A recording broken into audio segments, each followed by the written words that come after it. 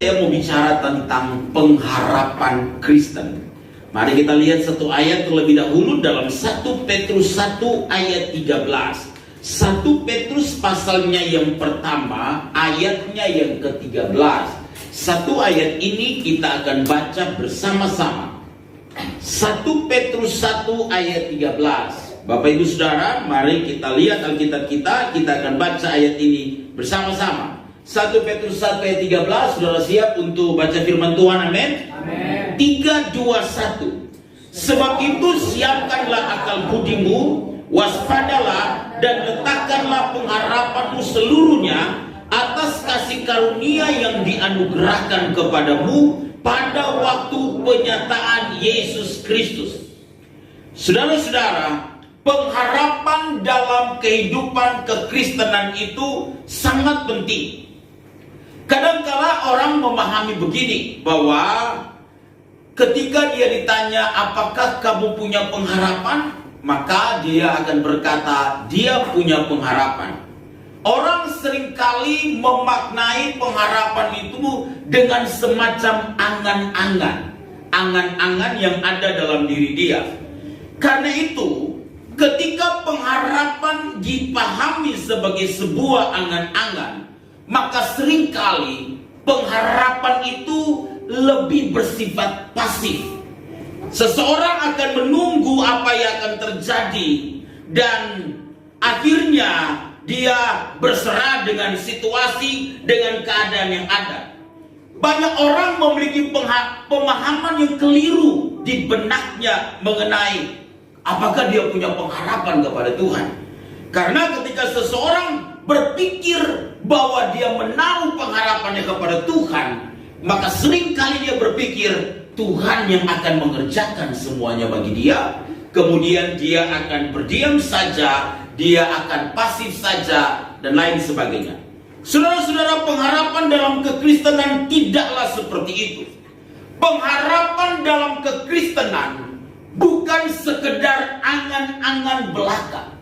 Pengharapan dalam kekristenan ketika kita menaruh itu kepada Tuhan, bukan berarti kita menyerahkan apa yang menjadi kerinduan kita, rencana kita semata-mata kepada Tuhan, lalu kemudian kita melepaskan tanggung jawab yang semestinya ada dalam hidup kita. Itu sesuatu yang keliru. Tentu kita percaya di satu sisi Tuhan dapat melakukan hal-hal yang spektakuler dalam hidup kita, hal-hal yang tidak pernah kita pikirkan dan kita tidak pernah bayangkan. Tapi Tuhan bukan seperti dukun yang kita berpikir dengan sesuatu kita lakukan, dengan sebuah ritual, dengan sebuah sesajen seperti dukun, lalu ada hal-hal yang ajaib terjadi. Saudara-saudara, Tuhan memang bisa melakukan perkara-perkara yang besar. Tetapi di sisi yang lain, saya dan saudara harus mengambil bagian dalam tanggung jawab yang Tuhan percayakan bagi kita. Karena itu pengharapan dalam kekristenan bukan sekedar angan-angan belaka. Pengharapan dalam kekristenan bukan sebuah kondisi yang pasif, yang kita hanya sekedar berharap, berdoa, lalu menyerahkan semua tanggung jawab kepada Tuhan, dan kita lupa mengambil bagian apa yang harus kita kerjakan dalam hidup ini. Pengharapan dalam kekristenan selalu menuntut tanggung jawab. Karena itu waktu saya dan saudara punya pengharapan, pengharapan kita akan terlihat dalam tindakan. Amin, saudara. Kalau kita bertanya kepada seseorang, bagaimana rencanamu ke depan? Saya pokoknya Pak Gembala, saya ingin punya perusahaan multinasional. Wih, keren kan? Saya ingin menjadi berkat bagi banyak orang. Terus apa yang kamu buat? Ya, saat ini saya masih tidur-tidur saja, Pak Gembala. Tapi saya percaya Tuhan akan tolong. Saya percaya Tuhan akan buka jalan. Terus apa yang kamu kerjakan? Ya, saya hanya di rumah saja, misalnya begitu. Semoga suatu ketika ketemu dengan miliarder yang tidak punya anak, lalu saya diangkat jadi anak. Kemudian seluruh warisannya diwariskan kepada saya. Itu mimpi di siang bolong. Itu namanya angan-angan. Tapi kalau saya dan saudara punya pengharapan, maka dari tindakan kita. Pengharapan kita akan terlihat dari antusiasme saya dan saudara dalam mengerjakan sesuatu dalam hidup ini. Pengharapan yang baik yang kita telah letakkan kepada Tuhan akan berjalan beriringan dengan apa yang kita mau kerjakan dalam hidup saya dan saudara. Pengharapan yang sudah kita letakkan kepada Tuhan itu akan nampak dalam seluruh aktivitas saya dan saudara, sehingga orang bisa melihat kita adalah orang-orang punya pengharapan karena kita bertanggung jawab dengan hidup yang Tuhan percayakan bagi kita. Amin, saudara. Inilah yang sedang Petrus mau katakan kepada orang-orang yang dia kirimkan suratnya, yaitu kepada para pendatang yang tersebar di Pontus, di Galatia, di Kapadokia, di Asia Kecil, di Bitinia, yang saat itu sudah mengalami tantangan yang berat, yang saat itu sudah mengalami pergumulan yang hebat. Petrus sudah mengingatkan kepada mereka ada sebuah pengharapan di dalam Tuhan, dan pengharapan itu tidak pernah akan mengecewakan.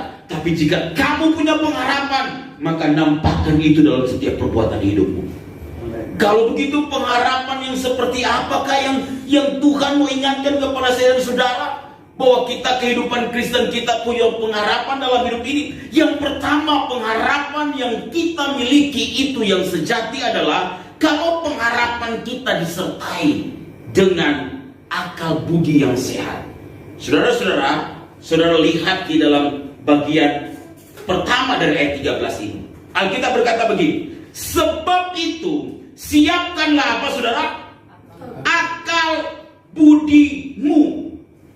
Pengharapan kita yang bertanggung jawab tersebut, yang menunjukkan pengharapan yang sejati itu, saudara-saudara, itu berjalan beriringan dengan akal budi, disertai dengan akal budi.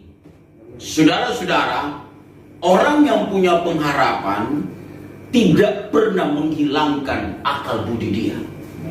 Orang yang punya pengharapan tidak pernah akan melepaskan rencana-rencana yang harus dia susun, yang harus dia bangun dalam hidup ini, dalam meraih pengharapan yang Tuhan berikan dalam hidup dia. Ketika kita mengasihi Tuhan, Tuhan mengajar saya dan saudara bukan sekedar mengasihi Tuhan dengan segenap hati kita, dengan segenap jiwa kita semata-mata, tetapi juga dengan akal budi saya dan saudara. Kalau saudara melihat sedikit dalam terjemahan yang lain, maka saudara akan temukan dalam terjemahan King James Version digunakan begini, wherefore gird up the lives of your mind. Karena itu sabukilah pinggang dari pikiranmu. Terjemahan yang lain mengatakan karena itu sabukilah pikiranmu untuk bertindak. Saudara-saudara, dalam ayat ini Petrus sedang menggambarkan kepada kita begini, pikiran kita, pikiran yang saya dan saudara miliki, yang pengharapan itu juga ada dalam pikiran saya dan saudara, itu harus disabuki. Kalau pria biasanya pakai celana pakai sabuk ya.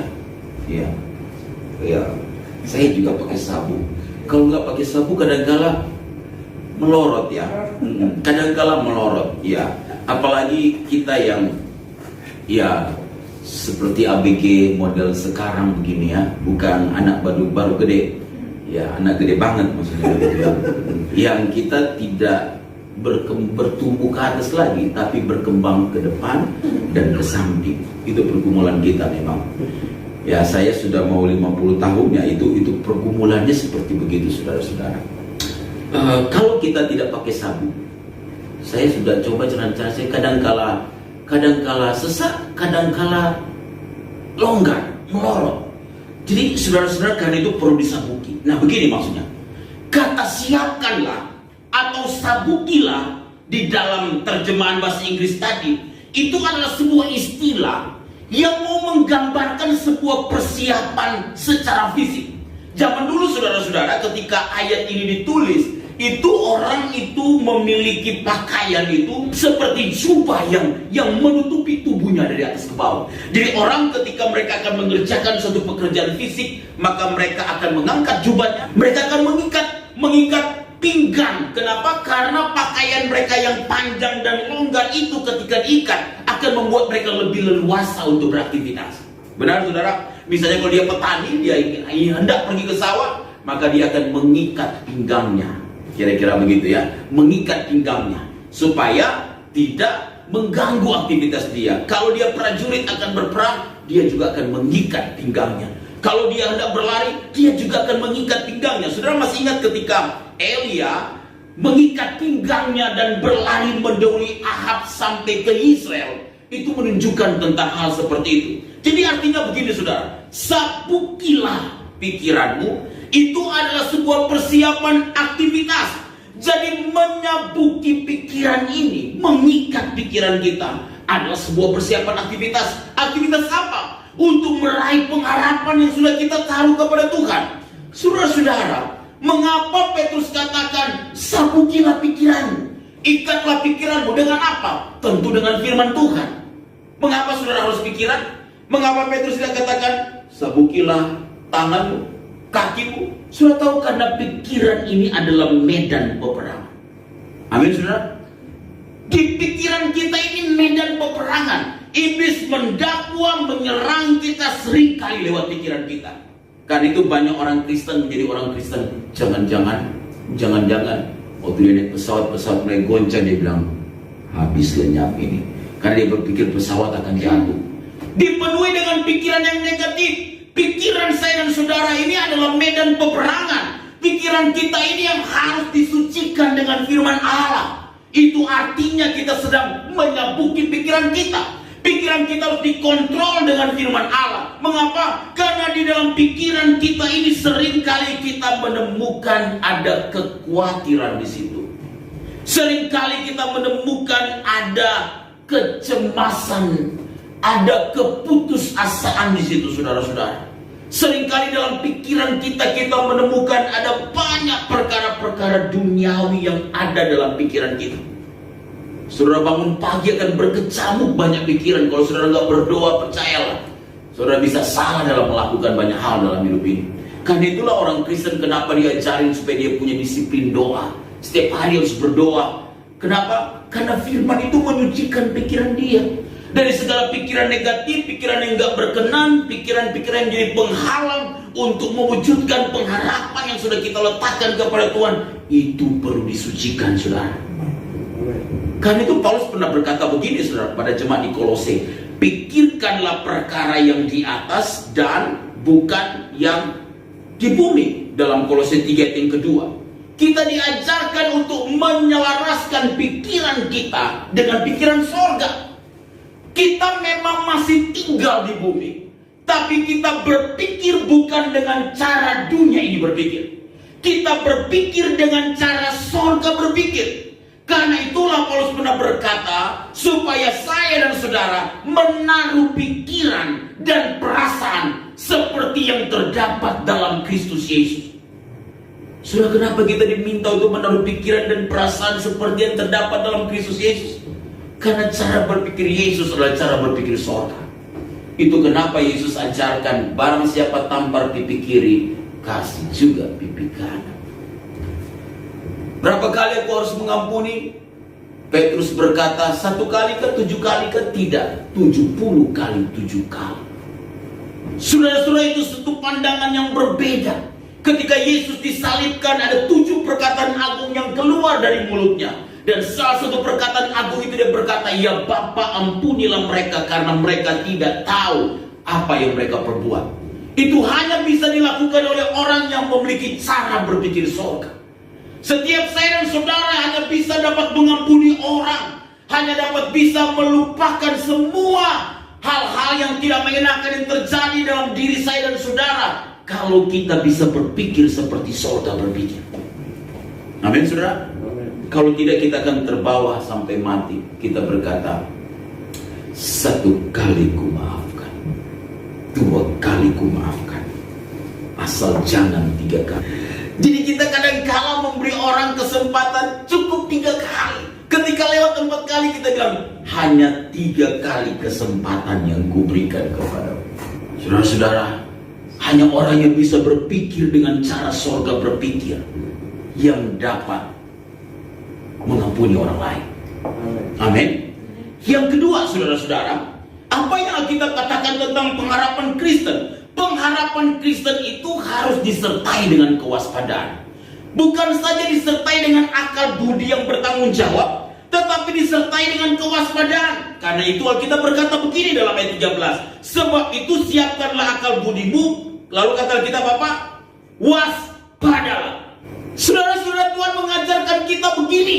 Kalau kita nggak waspada, pengharapan yang kita telah gumuli, kita letakkan kepada Tuhan, itu bisa hanyut loh saudara. Itu bisa lenyap, itu bisa tidak menjadi kenyataan. Karena itu kita diajar waspadalah.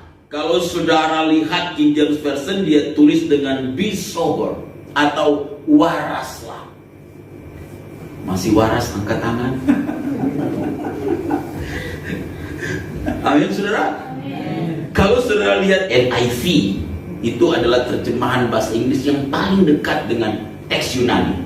Jadi kalau saudara-saudara belajar di sekolah teologi, NIV itu adalah terjemahan yang paling dekat dengan teks Yunani. New International Version itu dari kata be self-control, kuasailah dirimu. Artinya begini saudara-saudara, kalau kita rindu pengharapan kita itu terrealisasi dalam hidup kita, maka waspadalah berarti kuasailah diri saya dan saudara. Artinya kita harus berpikiran sehat yang tidak boleh dibawa kontrol dari emosi. Karena itu orang Kristen itu nggak boleh dikuasai oleh perasaan, nggak boleh berjalan dengan perasaan. Perasaan itu bisa berubah-ubah tergantung cuaca yang bisa berubah-ubah. Kalau cuaca hujan, maka iman kita longgar. Tapi kalau cuaca cerah, iman kita kuat. Ya, kalau lagi naik gaji, maka senyum kita mengembang. Tapi kalau gaji dipotong, sudah tahu apa yang saya maksudkan. Bahkan anjing kesayangan pun di rumah ditendang-tendang. Kenapa? Yang di sana yang punya masalah, masalahnya dibawa ke rumah. Masalah di darat jangan dibawa ke laut. Masalah di laut jangan dibawa ke darat. Masalah di udara jangan dibawa ke darat. Saudara-saudara, saya dan saudara harus menjadi orang Kristen yang bijaksana. Waspada. Waspada terhadap apa? Saudara-saudara, iblis itu menaruh banyak jerat dalam hidup saya dan saudara. Waspadalah terhadap jerat iblis, karena itu bisa menghalangi pengharapan Kristen yang saya dan saudara miliki, yang telah kita doakan, kita gumuli, kita letakkan kepada Tuhan, itu tidak terrealisasi dalam hidup saya dan saudara. Karena itu kita diajarkan untuk tidak mengikuti keinginan kita, yaitu keinginan mata, keinginan daging, dan keangkuhan hidup. Kita diajarkan untuk waspada dari segala jerat iblis itu. Ada banyak daya tarik dunia ini, saudara. Yesus aja dicobai oleh iblis, apalagi hanya saya dan saudara. Ketika dia berpuasa 40 hari, dia dicobai oleh iblis di padang gurun. Iblis itu lebih tua dan lebih berpengalaman dari saya dan saudara. Jadi jangan sok tua dan sok pengalaman. Yang kita berpikir kita bisa untuk menghadapi segala tipu daya iblis dengan kemampuan kita semata-mata. Tidak bisa. Iblis itu lebih licik, lebih cerdik dari apapun. Jangan kita berpikir iblis akan datang dengan kepala yang tanduknya 2, tanduk 3, tanduk 6, dan kemudian gigi tarik. Udah ketahuan dia. Tapi dia bisa datang dalam menyerupai apapun. Dia bisa datang dalam situasi apapun yang membuat saya dan saudara bisa, kalau tidak waspada, tergoda dan terjebak kepada hal tersebut. Karena itu kita diminta untuk waspada, saudara-saudara, supaya pengharapan yang ada di dalam hati saya dan saudara tidak akan hilang karena kita tidak waspada dalam hidup ini. Kalau saudara belajar waspada, maka seringkali persoalan itu akan melewati saudara. Bukan tidak akan datang, tapi melewati saudara. Dia hanya akan pergi kepada yang tidak siap. Karena itu kata Alkitab begini, berdoalah dan berjaga-jagalah. Kata Alkitab ya, berdoa dan berjaga-jagalah supaya kamu jangan jatuh ke dalam apa? Pencobaan. Kalau kita tidak berdoa dan berjaga-jaga, kita mudah jatuh dalam pencobaan. Saudara bisa lihat kalau saudara udah kurang berdoa, tensi darahmu naik walaupun gak makan daging. Ya, walaupun gak makan daging, tensi darahmu naik. Kalau kau udah mulai jarang doa, jarang baca Alkitab, itu ceritain kejelekan orang.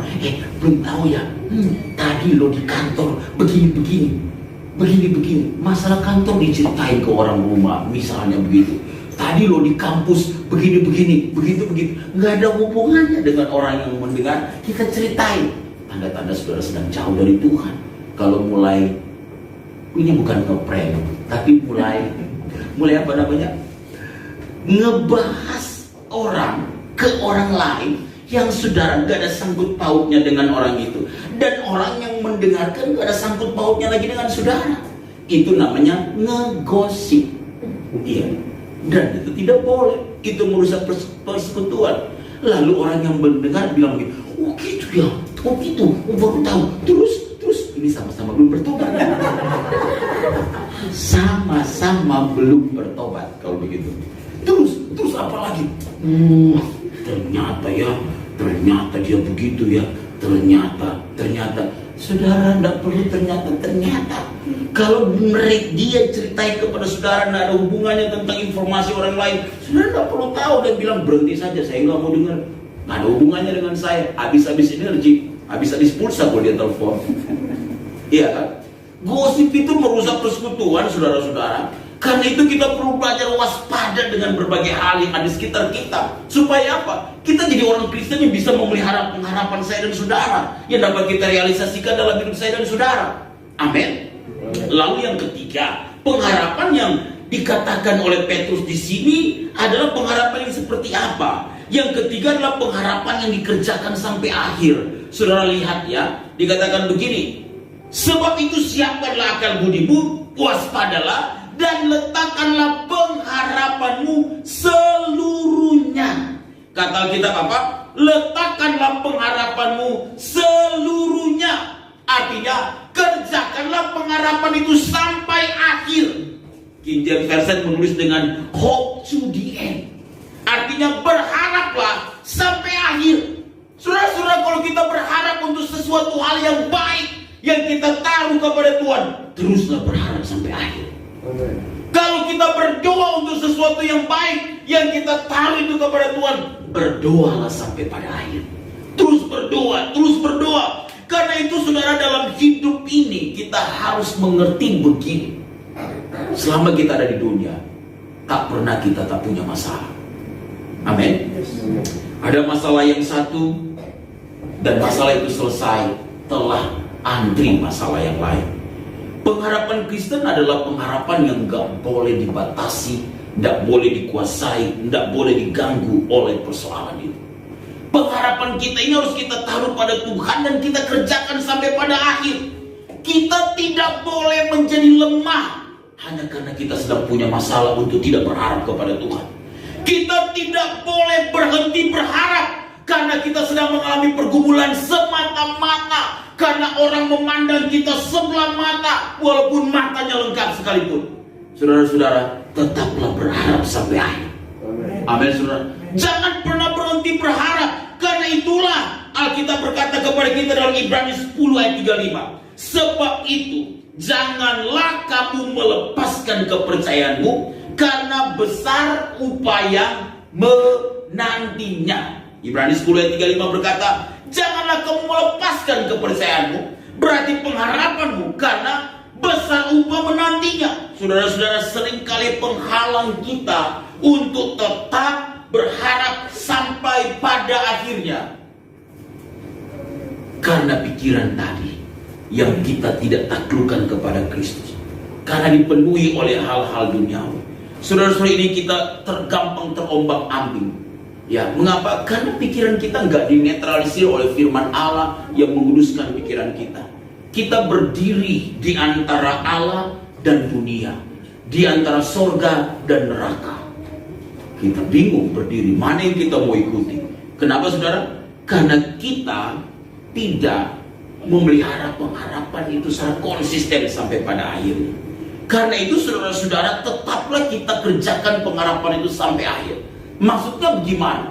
Maksudnya begini, kalau kita punya pengharapan itu, saudara-saudara, Maka pengharapan yang dimaksudkan kita pelihara atau dikerjakan sampai akhir, itu kita berharap sampai pada akhir hidup kita.